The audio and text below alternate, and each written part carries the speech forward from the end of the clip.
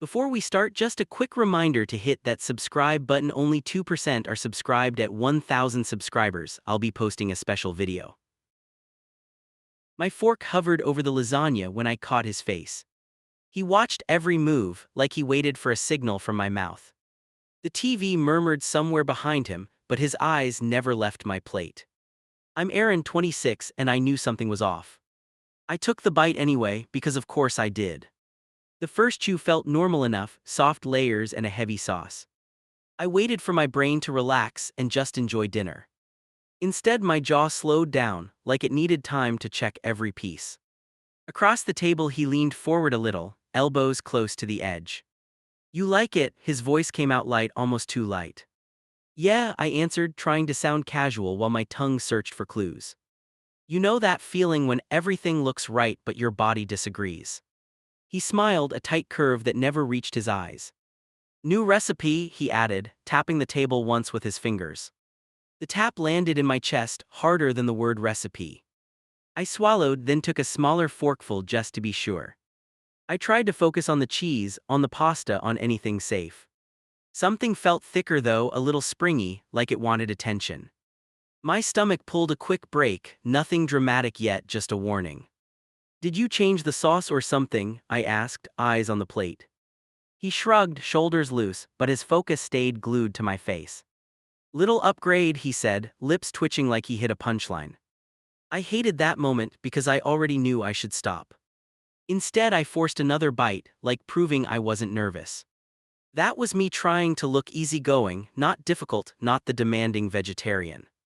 The word vegetarian flashed through my mind, so sharp it almost hurt. I pushed it down fast, because if I named the fear, it got real. "You're acting weird," I told him, setting the fork down for a second. He laughed once, short and clipped, then folded his arms. "Weird good or weird bad?" he asked, tilting his head at me. My throat tightened at the way he said bad, like it was a dare. I picked up the fork again, which already tells you too much about me. "Relax," I muttered, more to myself than to him, and cut another square. The texture hit different this time, tiny bits pressing back against my teeth. My heartbeat jumped, not huge, just enough to make my hands feel wrong. I stared at the bite halfway to my mouth and did that mental bargaining. You know, the one where you say it's fine until the fear shuts up. He watched the pause and his smile sharpened, almost pleased. "Just eat," he said, tapping the plate closer with 2 fingers. That gesture bothered me more than the words, like he was pushing a test. I took the bite because pride can be a real idiot sometimes. While I chewed, he leaned back and crossed his arms again.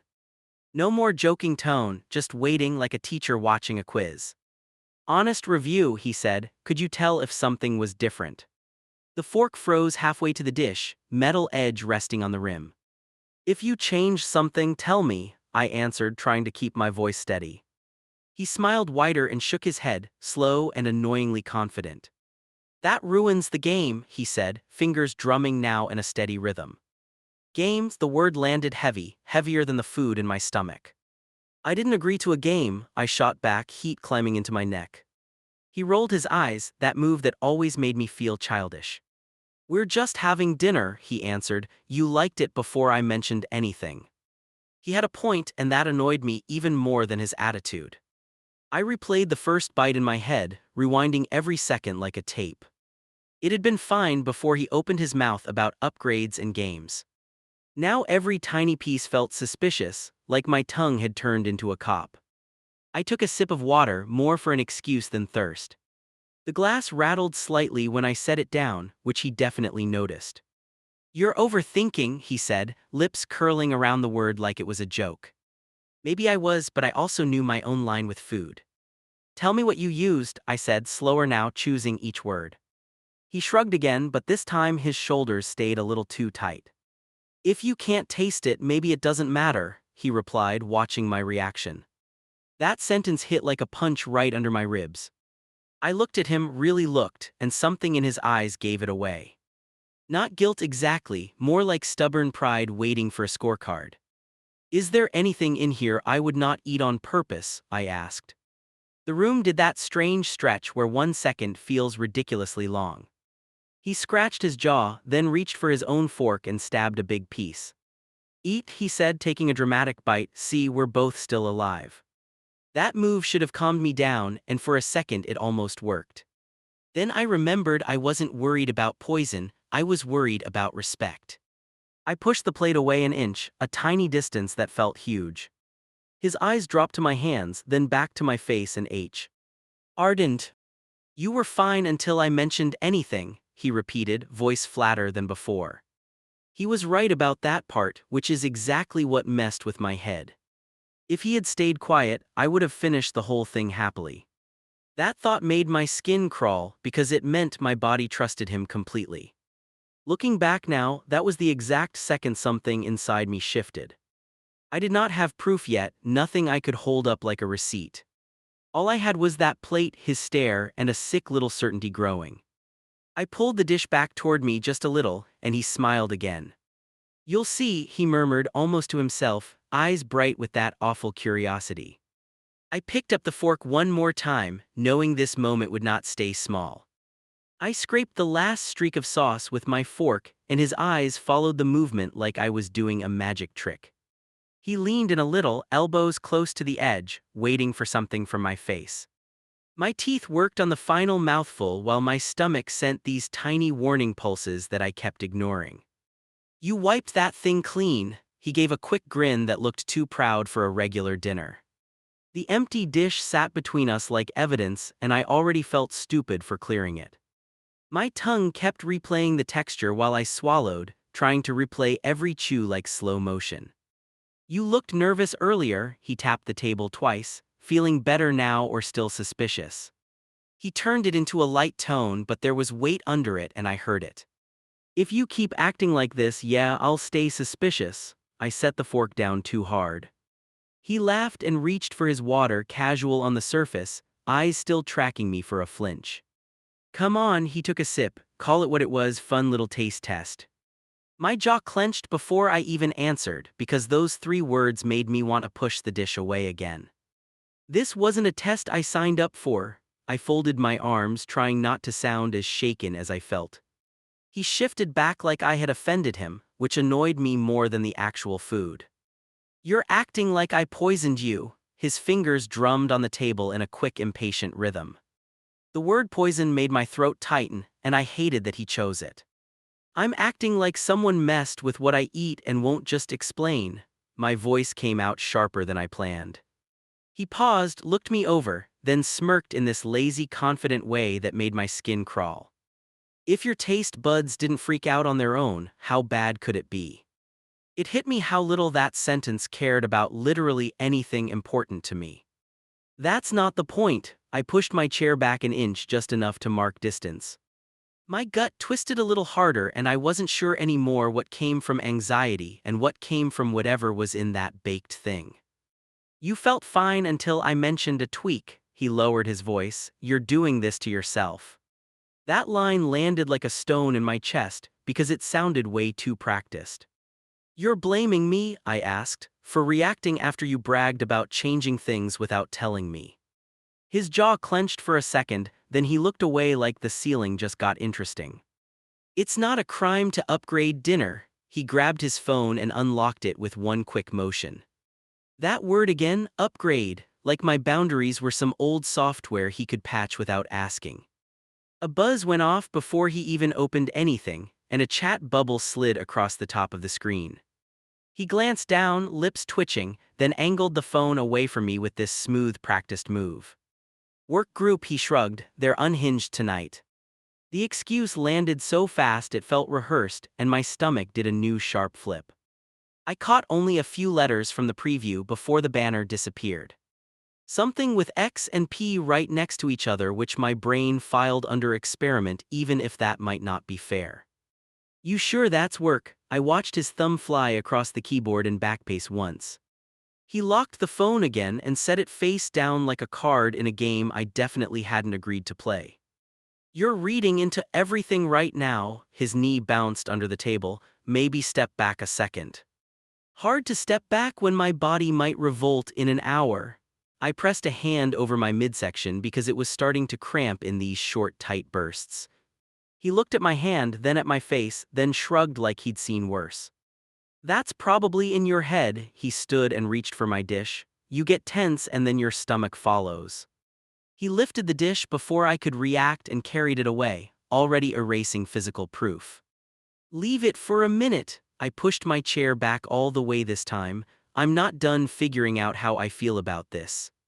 He paused over the sink, shoulders stiffening just a bit, then set it down louder than he needed to. You enjoyed it. His back stayed turned. I watched you devour the whole thing. The word enjoyed made something sour rise up under my tongue. I enjoyed what I thought it was. I stood too, legs a little unsteady, and that wobble scared me more than his attitude. He turned then, drying his hands on a towel like this was some normal domestic moment. If there was anything serious in there, you'd already be in serious trouble. His gaze dragged down my body, checking for visible collapse like I was some science project. Why do you sound disappointed? I'm still standing. My voice came out quieter, which somehow made it cut more. He blinked, thrown for a second, then laughed and shook his head like I was being ridiculous. You twist everything. He pointed at the dish soaking in the sink. It was dinner, that's it. My abdomen squeezed again, and I sucked in air through my teeth to hide the discomfort. You could fix this right now with one straight answer. My fingers dug into the back of my chair like I needed something solid. He stared at me for a long second, then exhaled like he was the one exhausted by all this. If I tell you anything, he said, you'll just spin out more. That line told me exactly how little he trusted me to handle my own limits. You already did that for me when you decided to play around with my food. I stepped toward him, closing the gap he kept trying to turn into a power position. He held my gaze, jaw working, and for a moment I thought he might crack. Instead, he flicked his attention back to his phone, screen lighting up again with another incoming message he pretended not to see. You're fine. He moved past me toward the couch. If something was wrong, you'd know by now. The worst part is that a tiny part of me wanted to believe that line because it would have been easier. I stayed in the kitchen while he flopped down in the other room and turned the volume up just enough to drown any attempt at a real talk. My hand hovered over the trash can and I lifted the lid, pulse pounding in my ears for no logical reason. On top sat vegetable scraps and packaging from pasta, nothing obviously damning, which almost made me feel guilty for checking. I dug a little deeper anyway and hated myself for doing it while also not stopping, because once doubt settles in, it starts sending you on stupid missions. Halfway down, I hit plastic that had been folded carefully, edges tucked under like someone didn't want it drifting back to the surface. My chest tightened as I unfolded it and scanned the label, searching for anything that would settle the argument either way. It was just a generic wrapper with most of the text torn or smudged, nothing clear enough to confirm anything, which almost infuriated me more than an obvious answer. I dropped it back in and shut the lid, fingers trembling now from more than just physical discomfort. From the other room, he laughed at something on the screen, carefree, like nothing heavy hung between us at all. I pressed my palm against the counter and noticed how cold it felt under my skin, which made everything inside me feel even hotter and more chaotic. You ever have that moment where you realize the problem isn't just what happened, it's how much someone enjoys watching you doubt yourself? That was where I was standing, hand on the counter, stomach twisting, listening to him laugh while my trust started to slide. Another buzz came from his phone and I heard the little huff of amusement that followed, which put one more crack in whatever I thought we were. I didn't know it yet, but those tiny sounds would replay in my head later, louder than the taste of anything I ate that night. I woke up curled around my middle, teeth clenched against a sudden cramp. The room felt still, but my body had its own storm going on. Pressure squeezed low in my gut in sharp waves that made breathing weird. I sat up too fast, waited for the spinning to settle, then swung my legs over the side, already bracing for the next hit.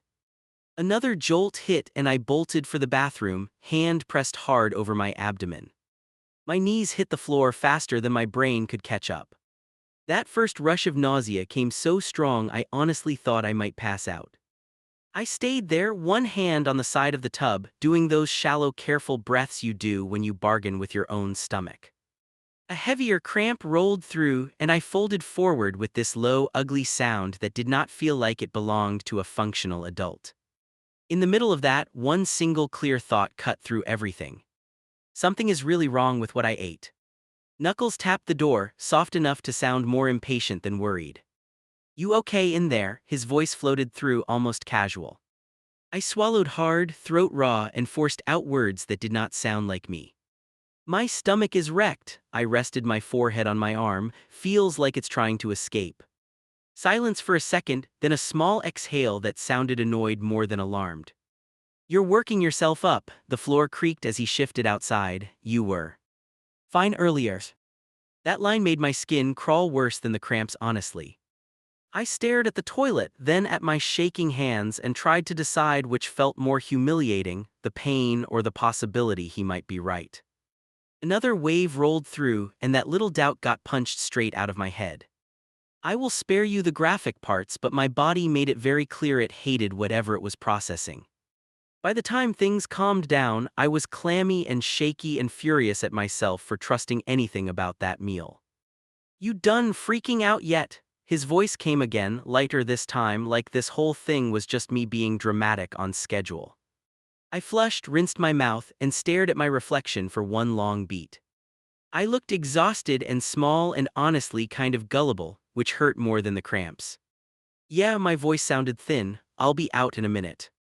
I opened the door and he stepped back just enough to give space, eyes flicking over my face. "You look wiped." He folded his arms and leaned on the frame. "Told you, mind over matter."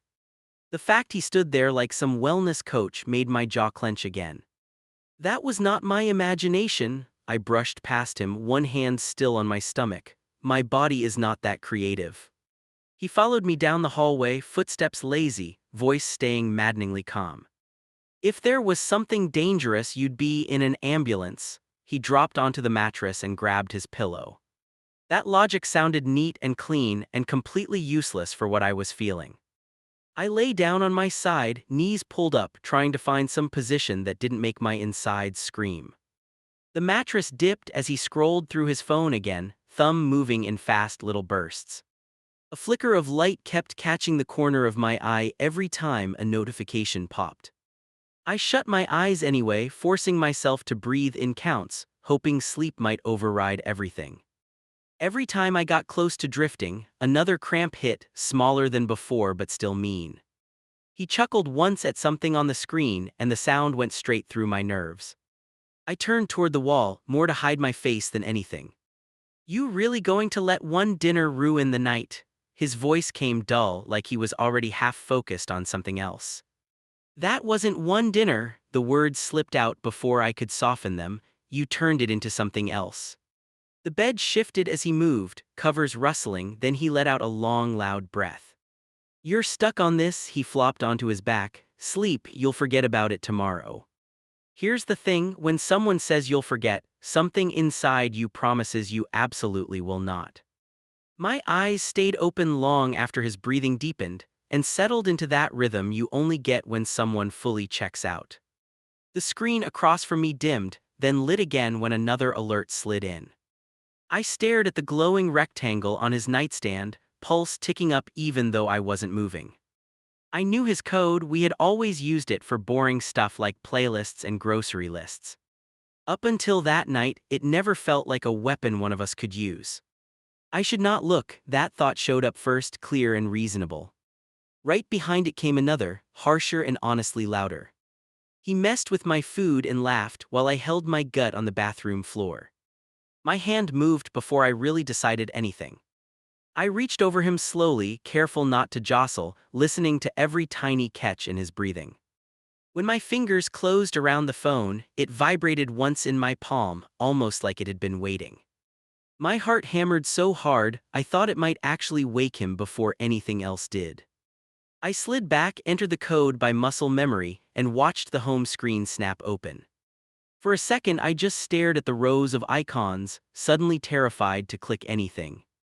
Then another banner popped up right at the top, from a group thread with a name I recognized from before, the one he always laughed at. The preview showed one line. "So did she notice or nah?" My throat went dry in a way that had nothing to do with nausea. I tapped the notification, and the chat window filled the screen in an instant. Messages stacked there, time stamps marching down from earlier that day, my brain trying to catch up with each new line. Tonight's the test run, one from him, I'm sneaking it into her special veggie bake. I actually heard my own pulse in my ears reading that. Another friend had replied, no way she catches it, they just think they can. I'll prove it, that was his again, she talks a big game, we'll see. You know when your body goes cold and hot at the same time and you think you might explode from the inside out. That, right there on the edge of the bed with his phone in my hand. I scrolled further and found a picture he had sent a few hours before dinner. The pan sat on the counter, cheese still unmelted, with little browned crumbles scattered across the middle layer. Yo. Enter the image he had written, extra protein upgrade, she has no clue.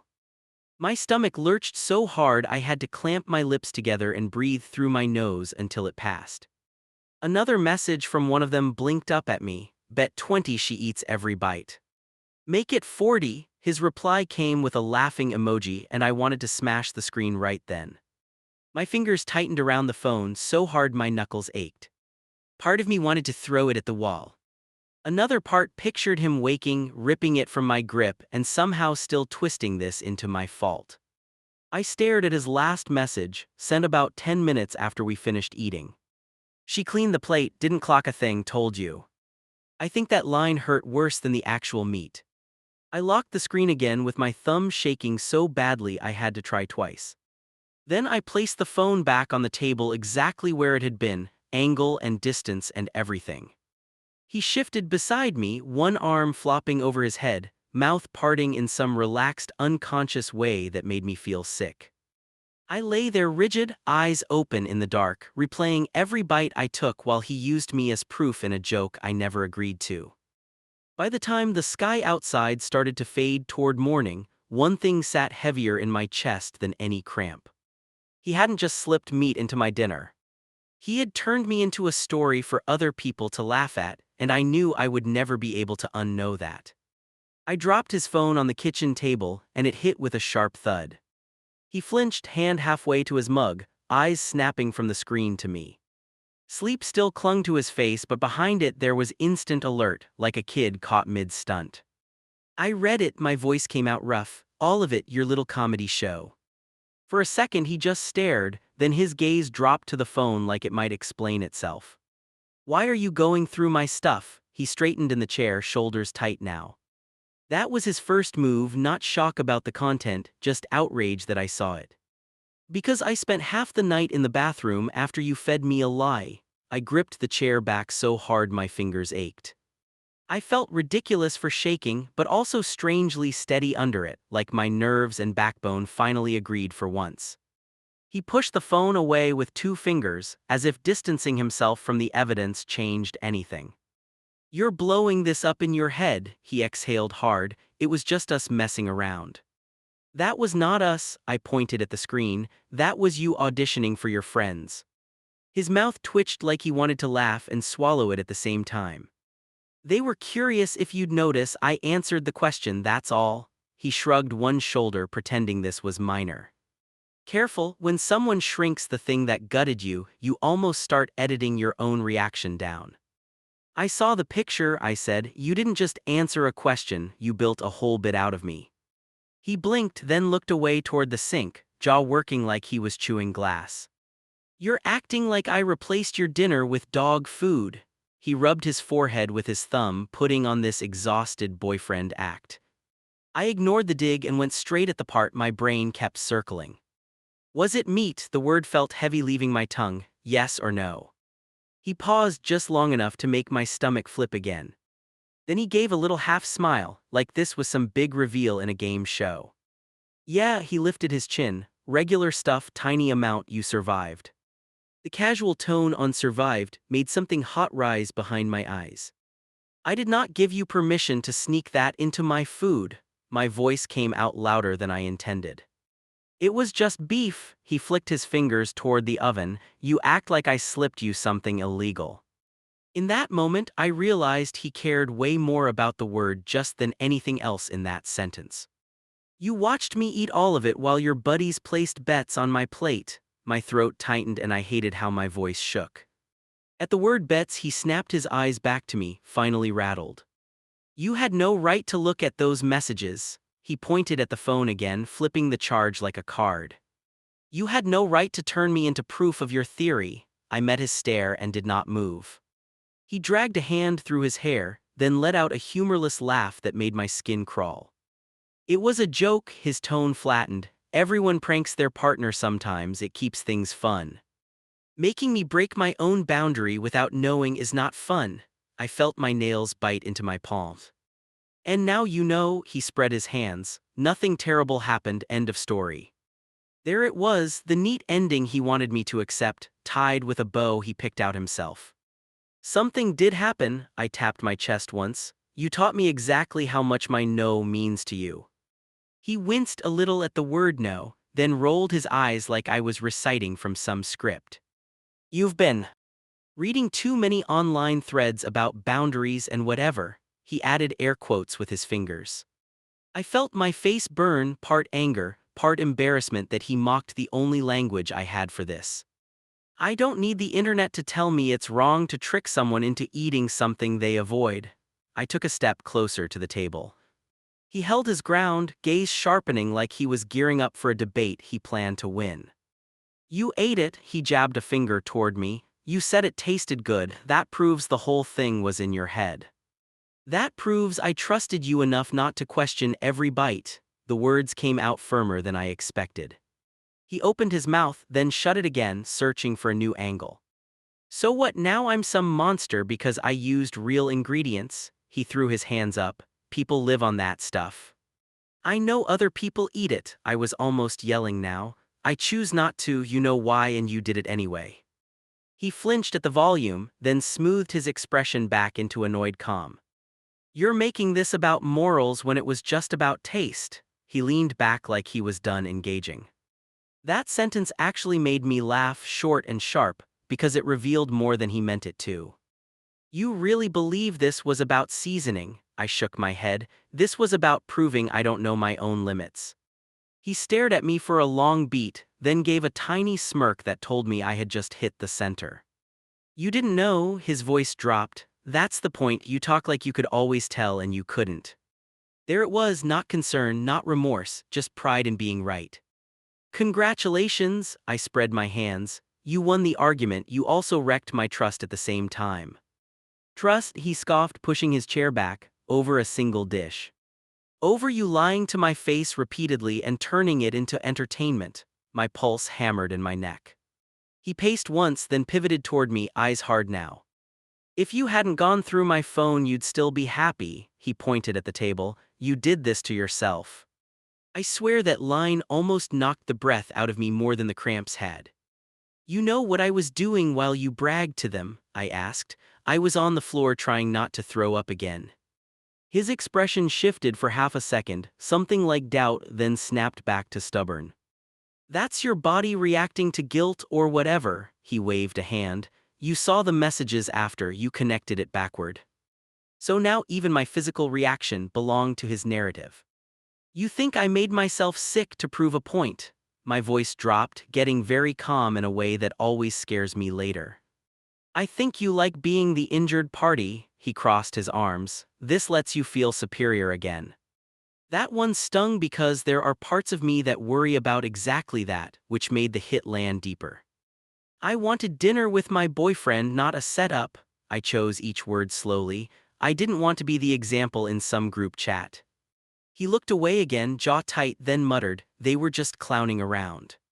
You joined in. I took another step until the table edge pressed against my thighs. You volunteered me. For a moment the room went very quiet, just our breathing and the faint hum from the fridge.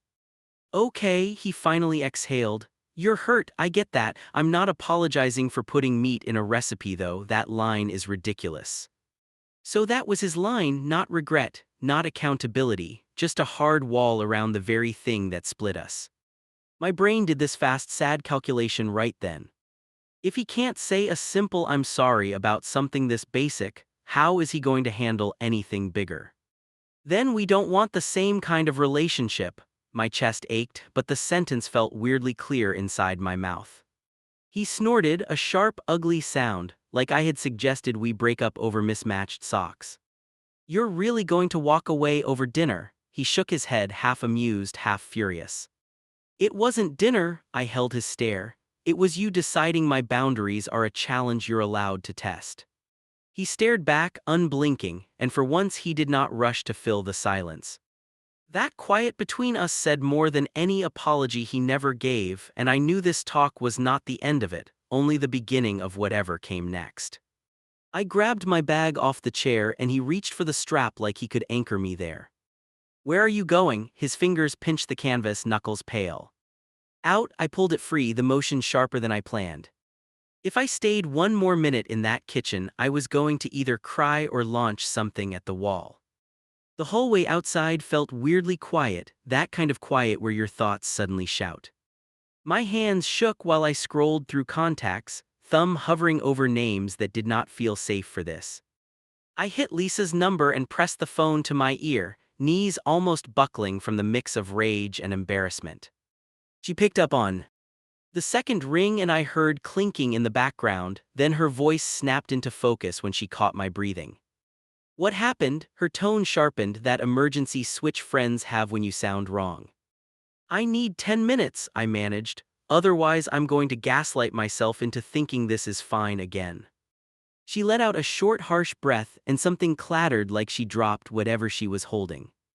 Okay, she said, start from the part where he stopped being a boyfriend. I sank onto the first empty bench I could find, bag still hanging off one shoulder. He hid meat in my food, I blurted, skipping all the build-up on purpose to prove I'm full of it. I heard air rush through the receiver, then a stunned pause that stretched just long enough to sting. He did what? She asked, each word hitting like a slap I actually wanted. I pushed my palm over my face, talking through my fingers because somehow that felt safer. He made this whole performance out of dinner, I said, bragged to his friends, sent pictures, took bets on whether I'd notice. My chest ached saying it out loud, like the shame finally found its voice. And then I got sick, I added, and he still insisted it was all in my head like I am some hysterical experiment. There was a scrape on her end, maybe a chair moving, then her voice came back lower and steadier. That's not a prank, she said, that is him deciding your no is optional. I stared at the sidewalk, blinking hard, because hearing someone else phrase it that way hit me harder than the screenshots. I keep thinking maybe I overreacted, I confessed, like maybe it really is just dinner and I'm making it into a manifesto. It's not about dinner, her words cut clean, it's about him using your body to win an argument. That line landed and sat there heavy and sharp, and for a second I could not answer. I picked at a loose thread on my bag, the tiny repetitive motion almost hypnotic while my brain tried to regroup. What do I even do? I asked, voice smaller than I liked. Ask him to promise he'll never secretly feed me things again like that's a normal sentence. On her end I heard another exhale, this one slower, like she was weighing her answer. You tell him exactly how wrong this is, she said, and if he laughs or spins it you start packing. That word packing made my stomach feel hollow, even on top of everything it had already survived. I'm scared I'll go back in there and let him talk me down, I admitted, because part of me still wants this to be fixable. Write one line in your head now, she replied, something you won't walk back no matter how calm he sounds. I stared ahead and let my mind search for something solid, something that did not wobble with his voice. I won't stay with someone who treats my limits like dares. The sentence formed clean and stubborn and scared me a little. Good, she said, and I could almost see her nodding. That's your anchor, repeat it if he starts doing his logic show. We ended the call and I sat there a few more seconds, letting that line settle into my spine. Part of me wanted to run, not back home, just anywhere else, leave my stuff and my history and all the messy feelings behind. But the more I pictured that, the more it felt like letting him own the story of why I left. I stood, bag strap biting into my shoulder, and turned toward the apartment again with this mix of dread and weird clarity. By the time I reached the door, my pulse had climbed, but my thoughts felt strangely organized, like each fear had its box. I walked in without waiting for permission and found him on the couch, controller in hand, volume a little too high. He glanced over once, eyes flicking to my bag, then back to the screen like nothing urgent hovered between us. "Done with your dramatic exit," he smirked, fingers still moving. I stepped in front of the TV and hit the power button, the sudden silence making both of us freeze. "We're not ignoring this," I said, hands planted on my hips to stop them shaking. He dropped the controller onto the cushion and leaned back, attitude turned up to maximum boredom. "You already yelled," he answered. "You already snooped. What more do you want from me?" "I want you to understand what you did," I replied, "and to care about it more than you care about winning." He laughed once, short and mean, rubbing his forehead like I was giving him a migraine. "This is about your ego too," he said. "You hate that you didn't notice, admit it." "Of course I hate that," I shot back, "but I hate more that you were proud of tricking me while I trusted you."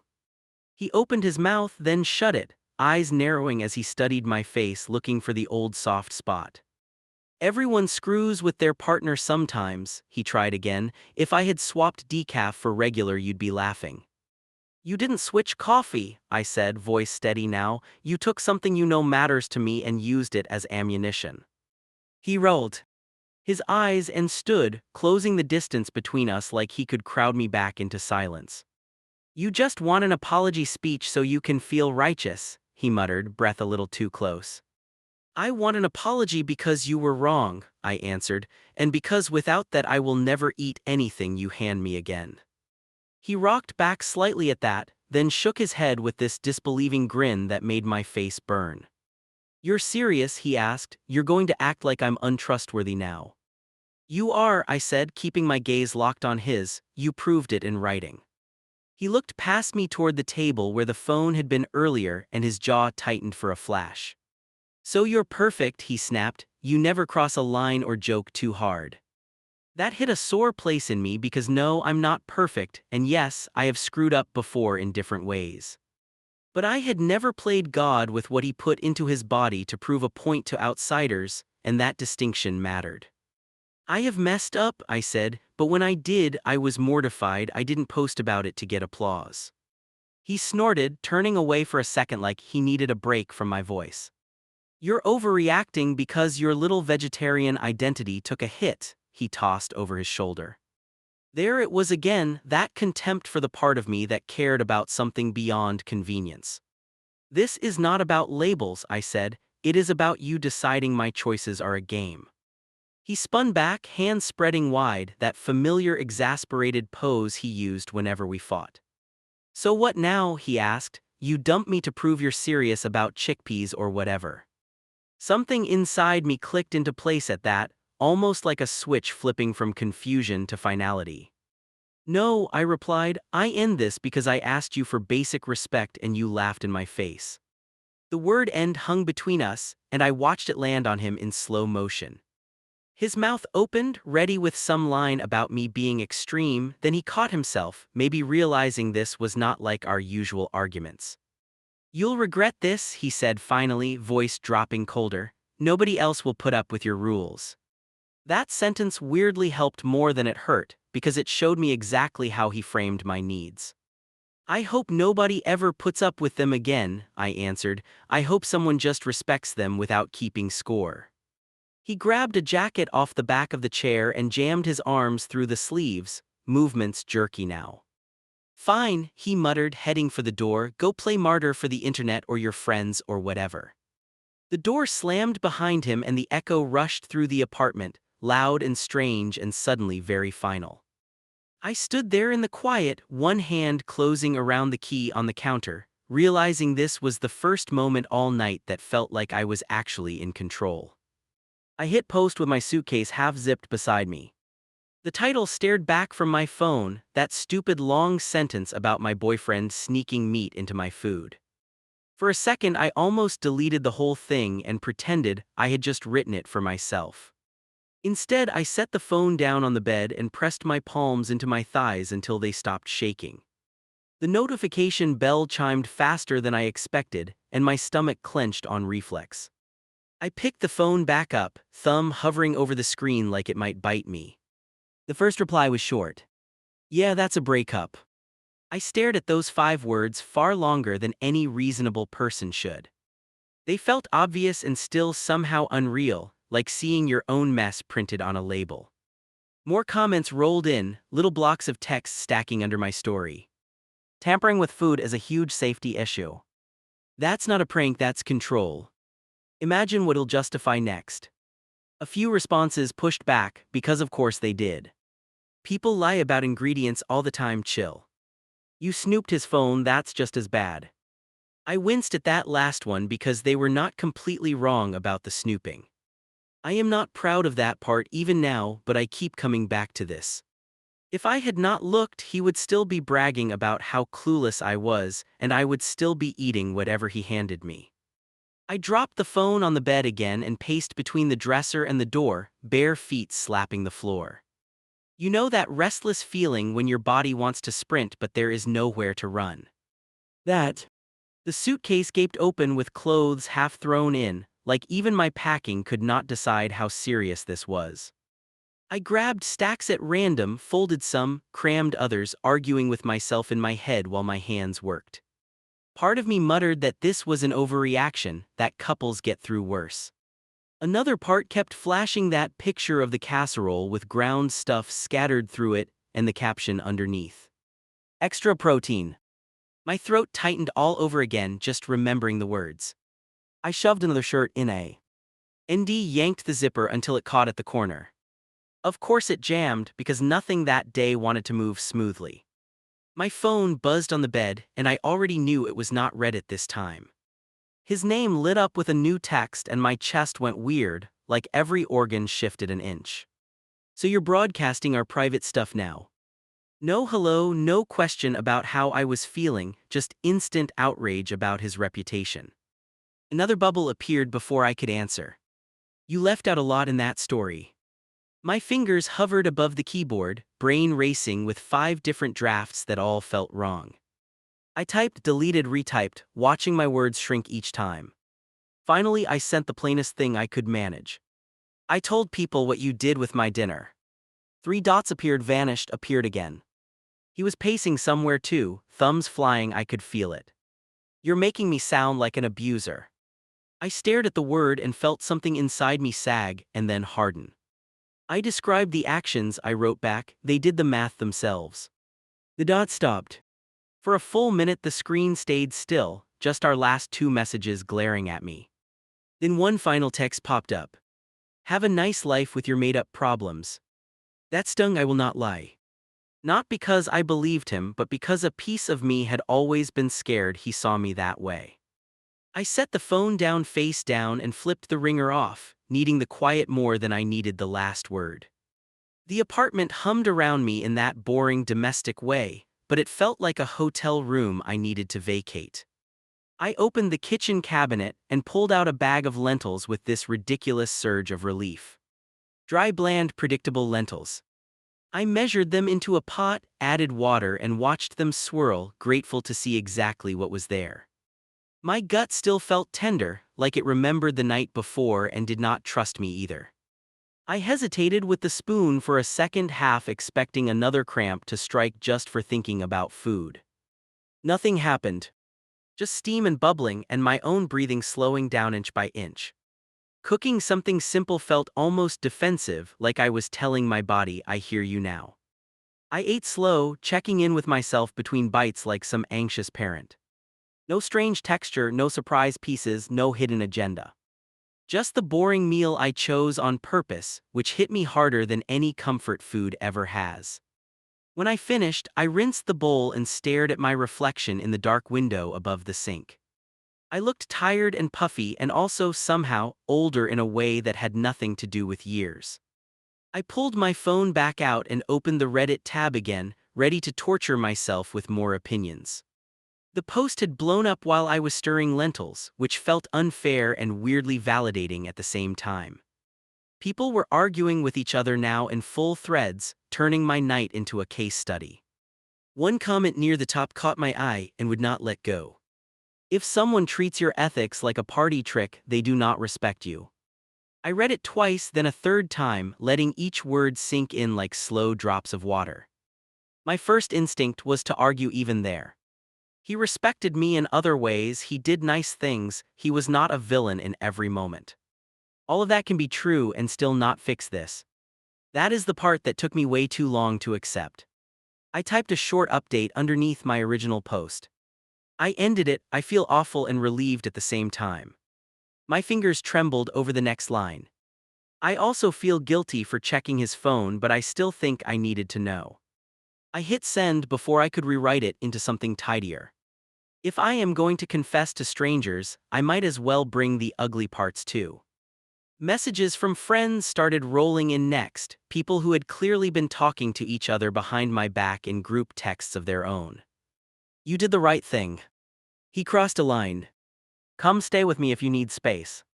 I screenshotted the last one and sent it to Lisa with a single word. Option. She replied with a row of exclamation points and then, my couch is yours, no debate. The offer loosened something in my chest I did not realize was so tight. Just knowing there was a place I could land made the apartment around me feel less like a trap. I rolled the suitcase to the door and propped it there, ready for when I finally decided to walk out for real. I am not going to pretend I transformed instantly into some boundary goddess. I cried again that night, ugly and loud, once when I found his hoodie in the laundry, once when a commercial showed a couple cooking together. I also laughed once, sharp and slightly hysterical, when I caught myself checking the label on a box of crackers like he might have broken in and tampered with them. That is what this kind of thing does. It makes you question your own judgment in places that used to feel automatic. Writing the story out loud helped more than I expected. Though, seeing the bare facts in text, without his tone layered over them, stripped away a lot of the fog. I could finally say, yes, I snooped, and no, I am not proud, and also that does not cancel out what he did. Both can exist, and I can learn from both. A week later, I cooked another pan of lasagna, this time fully plant-based, no audience, no secret upgrades. My hands shook a little when I took the first bite, which sounds dramatic, but my body remembered. It tasted good, and for once I trusted that feeling because I knew exactly what I had put into it. I will never again let someone treat my choices like a challenge puzzle with a prize attached. If that means some people think I am too much or hard work, fine. I would rather be alone with my own groceries than loved by someone who thinks poisoning the well is a clever joke.